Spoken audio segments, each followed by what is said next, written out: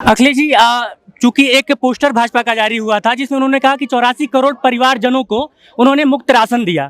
भारत की संख्या 150, मतलब अगर मोटा मोटा बहुत ज़्यादा अगर कह लिया जाए तो 150 करोड़ है। तो क्या भारत में हर एक परिवार में सिर्फ 1.9 लोग ही हैं? देखिए, ये जो इनका गणित है, भारतीय जनता पार्टी का, इस बार सब गणित फेल है। जो लोग मनमर्जी करते थे उन्हें 140 करोड़ लोगों की बात करनी पड़ेगी। मन की बात नहीं चलेगी, संविधान की बात चलेगी। बाबा साहब भीमराव अंबेडकर जी का जो संविधान है उसको बचाने का चुनाव है। ये चुनाव ऐसा है जैसा कभी समुद्र मंथन हुआ था, इस बार ये संविधान मंथन होने जा रहा है। एक तरफ वो लोग हैं जो संविधान की रक्षा करना चाहते हैं, दूसरी तरफ वो लोग हैं जो संविधान के भक्षक हैं। इसलिए भारतीय जनता पार्टी का सफाया होना निश्चित है। मूर्ति के ऊपर पानी डाला गया है, देखिए, बहुत बात साफ है। समाजवादी लोगों ने महाराणा प्रताप जयंती के लिए छुट्टी दी।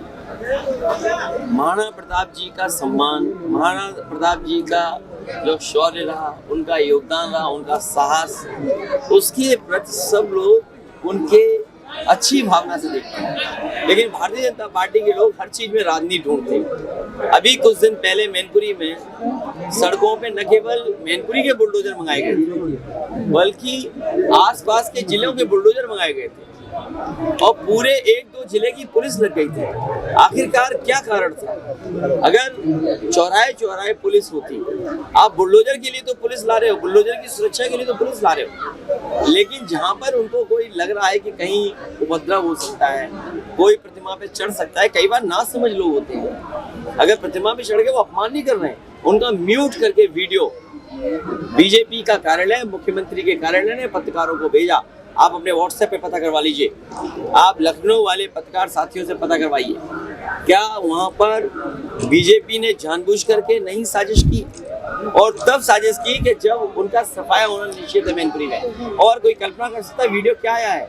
माँ बहन की गाली देना, उन पे कोई कार्रवाई नहीं। जो लोग नारे लगा रहे थे महाराणा प्रताप के खिलाफ, कोई नहीं बोल रहा, और उन्हें आपने 7 अमेंडमेंट क्रिमिनल एक्ट में जेल भेज दिया। 100 अज्ञात नाम डाले और जिन्होंने माँ बहन की खुलेआम गाली दी और कहा हम बूथ लूट लेंगे। बूथ लूटने वालों की, माँ बहन गाली देने वालों का सम्मान भारतीय जनता पार्टी कर रही है। और ये पहली बार सम्मान नहीं भारतीय जनता पार्टी करती है, ये भारतीय जनता पार्टी की संस्कृति है कि जो दूसरों को अपमान करेंगे, जो दूसरों का धोखा देंगे, गला काटेंगे या वो बलात्कारी होंगे, उनका सम्मान भारतीय जनता पार्टी करेगी। ये कोई नया नहीं हो रहा है। और प्रतिमा को धोना, बीजेपी के वही लोग हैं जिनको न जाने क्या क्या करते हैं, इसलिए मुख्य मुद्दे से ध्यान हटाने के लिए किया है। एक बहुत बड़ा मुद्दा, चूंकि सोनम वांगचुक के ऊपर 3 इडियट मूवी बनी थी और कई दिनों से वो धरने पे बैठे हैं इस बात को लेके कि चीन के द्वारा अतिक्रमण किया जा रहा है। विपक्ष के तमाम बड़े नेता, मतलब कि ये आवाज सोनम वांगचुक की क्या वहीं पे धरी की धरी रह जाएगी या फिर उसको उठाया जाएगा विपक्ष के नेताओं द्वारा? और उनके तमाम साथी सहयोगी बहुत दिनों से संघर्ष कर रहे हैं, और जो घटनाएं चीन की सीमा पर भारत की भूमि पर हो रही हैं उसके बारे में जनता को, सरकार को इशारा कर रहे हैं, जागरूक कर रहे हैं। लेकिन कमाल की सरकार है जो सो रही है। सरकार को अपने भारत की सीमा की सुरक्षा को लेकर के कोई चिंता नहीं है, और अगर चिंता होती तो क्या रिजांगला का मेमोरियल तोड़ दिया जाता? क्या रिजांगला का मेमोरियल उन तमाम जवानों की याद में बना था जिन्होंने चीन से हमारी धरती को बचाया था, भारत माँ की जमीन बचाई थी? जो लोग भारत माँ का नारा लगाते हैं, जो भारत माँ की जय बोल के भाषण शुरू करते हैं, खत्म करते हैं, क्या उनको ये चिंता नहीं है कि चीन ने भारत माता की जमीन को कब्जा कर लिया, छीन लिया?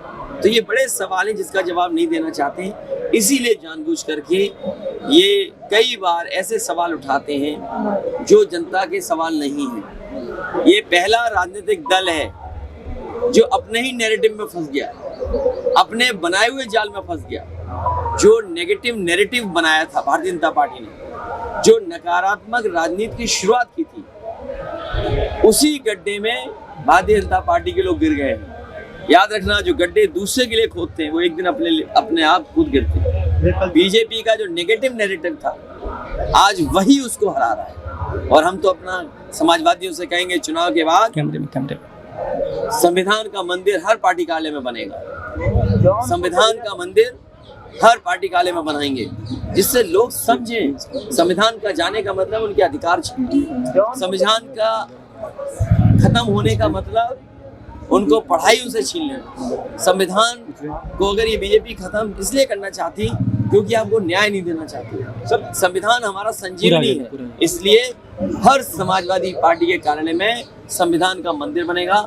और आने वाले समय में हम अपनी जनता को भरोसा दिलाते हैं कि बाबा साहब भीमराव अम्बेडकर जी का दिया हुआ संविधान को कोई ठेस नहीं पहुंचा सकेगा। जो संविधान बदलने निकले हैं उनको जनता बदल देगी। जौनपुर से भैया धनंजय सिंह की पत्नी का टिकट कट गया, क्या कहेंगे? अब बीएसपी में तो कटना टिकट और मिलना टिकट और उसका रास्ता दूसरा है। और टिकट कटना टिकट मिलना राजनीति में होता रहता है। कई बार राजनीतिक दल और राजनीतिक दल के जो नेता होते हैं सुझाव देते हैं, तो अगर सकारात्मक निर्णय लिया हो तब तो ठीक है, पीछे जाइए।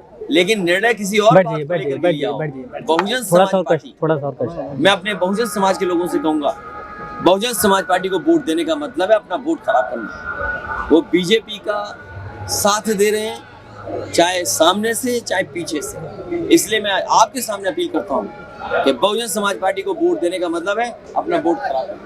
सीएम योगी ने कहा कांग्रेस और सपा को लेकर कि उनके डीएनए में रामद्रोह है और ये जिस पेड़ के नीचे बैठे हैं, ये पेड़ वो है जिस पेड़ पे आखिरी समय पे कृष्ण भगवान रहे।